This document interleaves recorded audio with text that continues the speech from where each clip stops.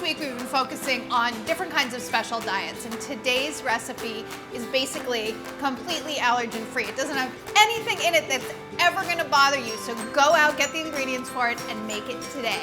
It's a tomatillo chicken, really delicious. Have you ever used tomatillos?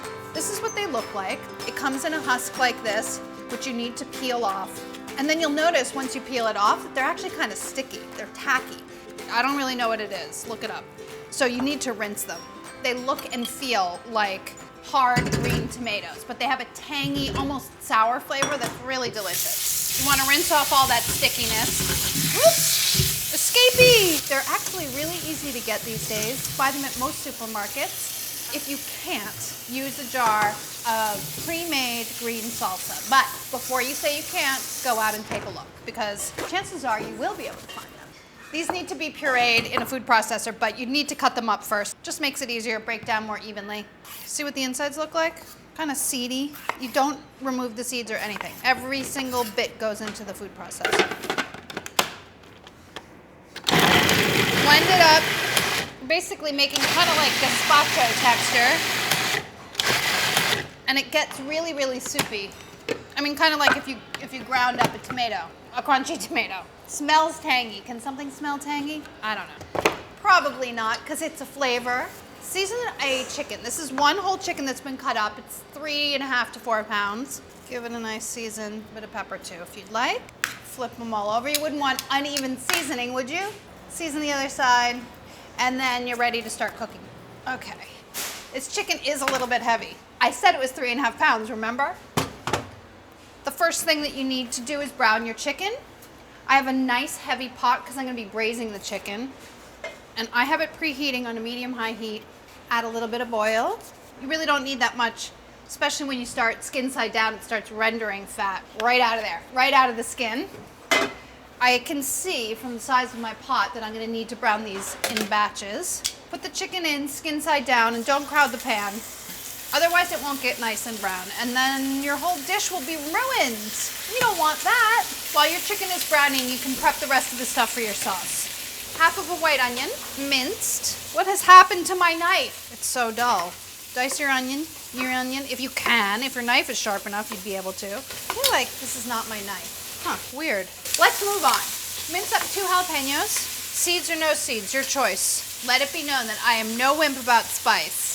I'm going straight for the full-blown 2 whole chilies, leave the seeds in. You can totally take them out if you want, or you could keep half, get rid of the other half. Totally depends on how big of a wimp you are. I went out for dinner for spicy food with some friends last week. Everybody came to work the next day all sick and not feeling well. I was the least sick of everyone. All right, ready. You only need to brown one side, and everything's gonna cook again, so you can put it back on the raw chicken tray, no problem.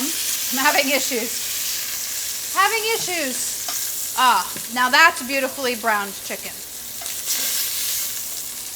Wouldn't you say? All right, one more batch of chicken to brown. Just a couple more things to prep and we're well on our way. 3 cloves of garlic. You can mince them. I'm gonna use my handy dandy crushing tool, otherwise known as a garlic press. It appears that I actually have 4 cloves of garlic here. I'm just pre-crushing my garlic so that I can crush it once more in my garlic press. And I'm just gonna put it right in with the onion and jalapeno. The recipe actually says to cook the onion and the jalapeno first for a few minutes and then add your garlic. I'm just gonna live life on the edge. Cook it all together. Call me crazy. Crazy! All right.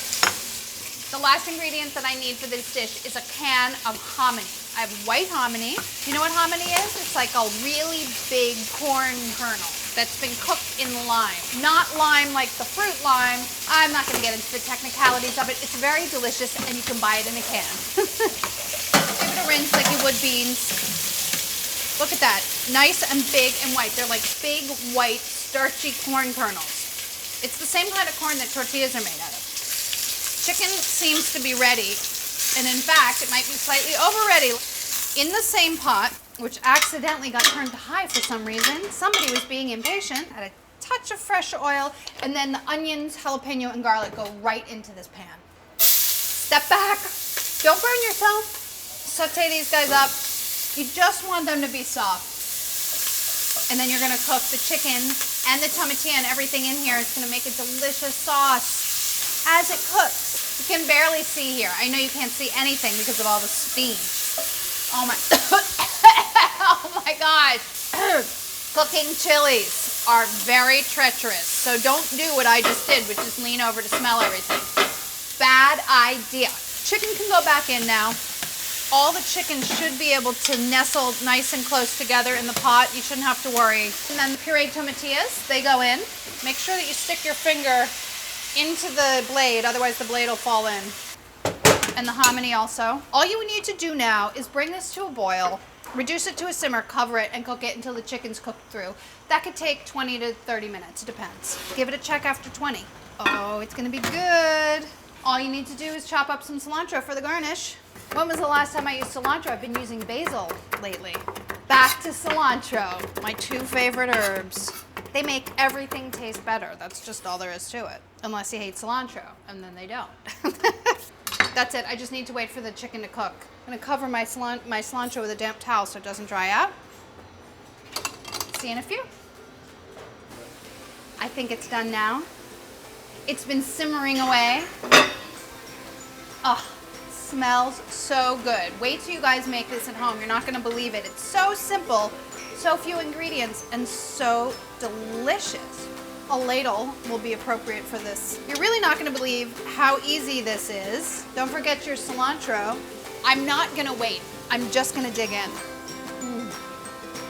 Tangy, spicy, cilantro-y, chicken-y, delicious. Everything that I want in a meal and more. I'm extremely happy right now.